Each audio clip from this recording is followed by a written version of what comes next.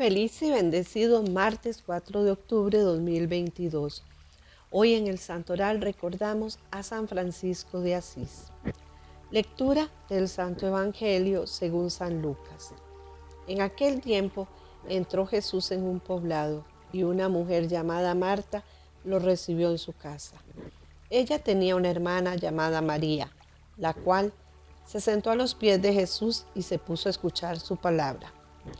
Marta, entre tanto, se afanaba en diversos quehaceres, hasta que, acercándose a Jesús, le dijo: Señor, ¿no te has dado cuenta de que mi hermana me ha dejado sola con todo el quehacer? Dile que me ayude.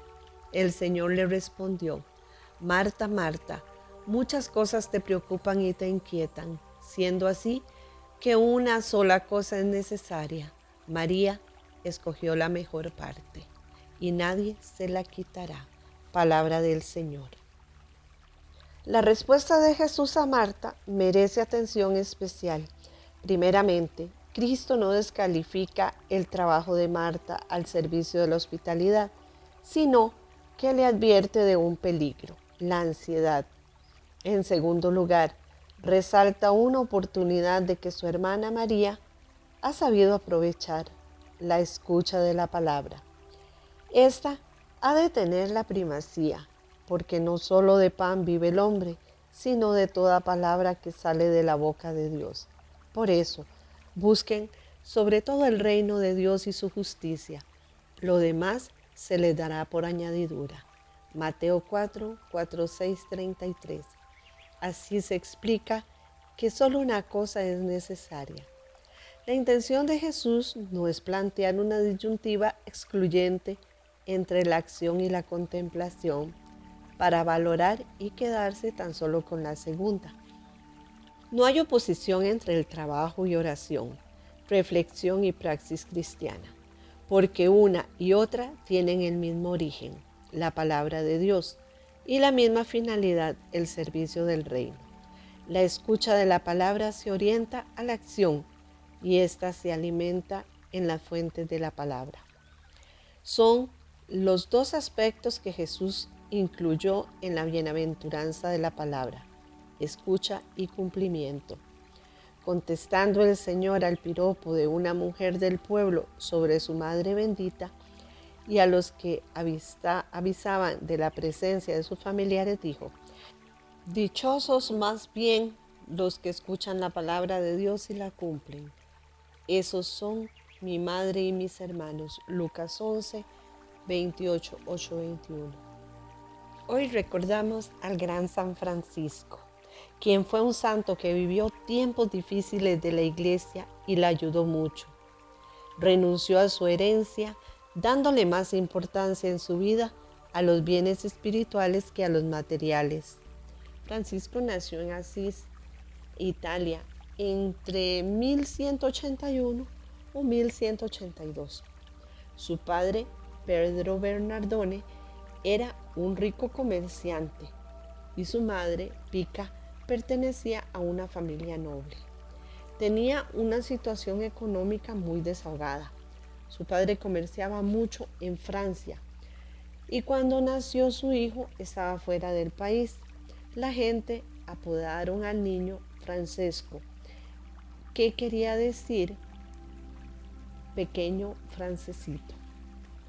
En su juventud no se interesó ni por los negocios de su padre ni los estudios. Se dedicó a gozar de la vida sanamente, sin malas costumbres ni vicio.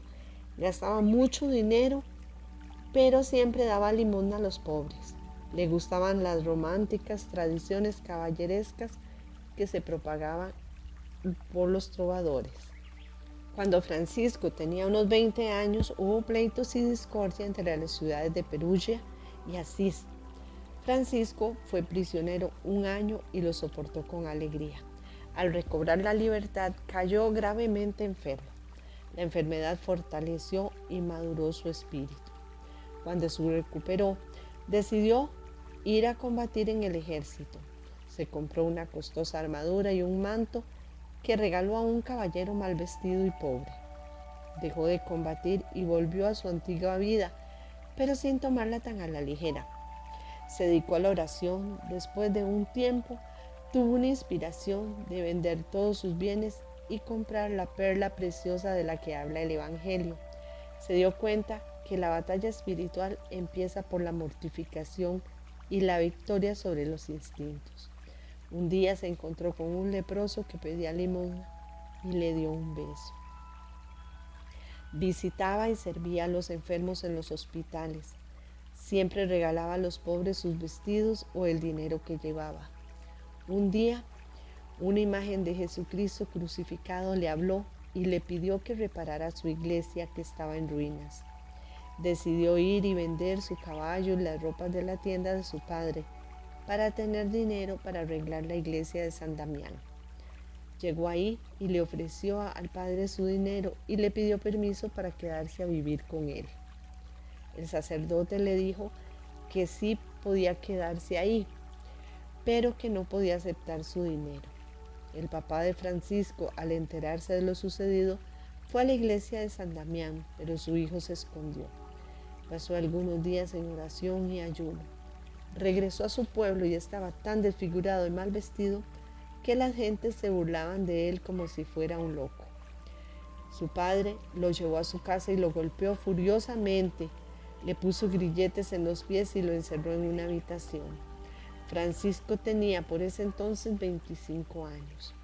Su madre se encargó de ponerle en libertad y él se fue a San Damián. Su padre fue a buscarlo y ahí lo golpeó de nuevo y le dijo que volviera a su casa o renunciara a su herencia y que le pagara el precio de los vestidos que había vendido de su tienda. Francisco no tuvo problema en renunciar a la herencia y del dinero de los vestidos, pero dijo que pertenecía a Dios y a los pobres. Su padre lo obligó a ir con el obispo de Asís, quien le sugirió devolver el dinero y tener confianza en Dios. Francisco devolvió en ese momento la ropa que tenía puesta para dársela a su padre, ya que le pertenecía a él. El padre se fue muy lastimado y el obispo regaló a San Francisco un viejo vestido de labrador que tenía, al que Francisco le puso una cruz con un trozo de tiza y se lo puso. Francisco partió buscando un lugar para establecerse. En un monasterio obtuvo limosna y trabajó como si fuera un mendigo.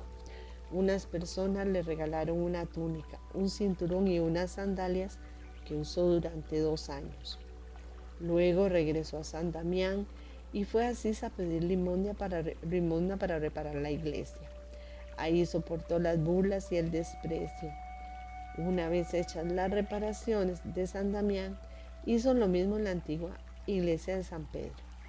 Después se trasladó a una capillita llamada Porciúncula de los benedictinos que estaba en la llanura cerca de Asís.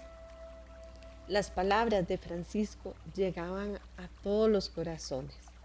Al saludar a alguien le decía: la paz del Señor sea contigo. Dios le había concedido el don de profecía y milagros. Francisco tuvo muchos seguidores y algunos querían hacerse discípulos. Su primer discípulo fue Bernardo de Quintavalle, que era un rico comerciante de Asís. Vendió todo lo que tenía para dárselo a los pobres. El segundo discípulo fue Pedro de Cataneo. San Francisco les concedió hábitos a los dos en abril de 1209. Cuando ya eran 12 discípulos, San Francisco redactó una regla breve e informal que eran principalmente consejos evangélicos para alcanzar la perfección. Después de varios años se autorizó por el Papa Inocencio III que la regla y les dio por misión predicar la penitencia. Francisco y sus compañeros se trasladaron a una cabaña que luego tuvieron que desalojar. En 1212, el abad regaló a San Francisco la capilla de Porciúncula, con la condición de que la conservase siempre como la iglesia principal de la nueva orden. Él la aceptó, pero solo prestada, sabiendo que pertenecía a los benedictinos. Alrededor de la Porciúncula construyeron cabañas muy sencillas. La pobreza era el fundamento de su orden. Francisco solo llegó a recibir el diaconado porque se consideraba indigno del sacerdocio. Los primeros años de la orden fueron un periodo de entrenamiento en la pobreza y en la caridad fraterna. Los frailes trabajaban en sus oficios y en los campos vecinos para ganarse el pan de cada día. Cuando no había trabajo suficiente, solían pedir limosna de puerta en puerta. El fundador les había prohibido aceptar dinero. Se distinguían por su gran capacidad de servicio a los demás, especialmente a los leprosos, a quienes llamaban hermanos cristianos. Debían siempre obedecer al obispo del lugar donde se encontraban. El número de compañeros del santo iba en aumento. San Francisco dio a su orden el nombre de frailes menores, que quería que fueran humildes. La orden creció tanto que necesitaba de una organización sistemática y de disciplina común. La orden se dividió en provincias y al frente de cada una se puso a un ministro encargado del bien espiritual de los hermanos. La orden del fraile creció más allá de los Alpes y tenía misiones en España, Hungría y Alemania.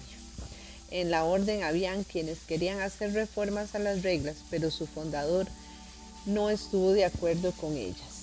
En Navidad de 1223, San Francisco construyó una especie de cueva en la que se representó el nacimiento de Cristo y se celebró ahí la misa.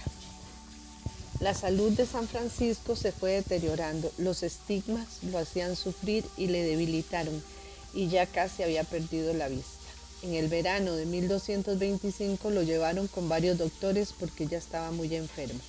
Poco antes de morir, dictó un testamento en el que les recomendaba a los hermanos observar la regla y trabajar manualmente para evitar la ociosidad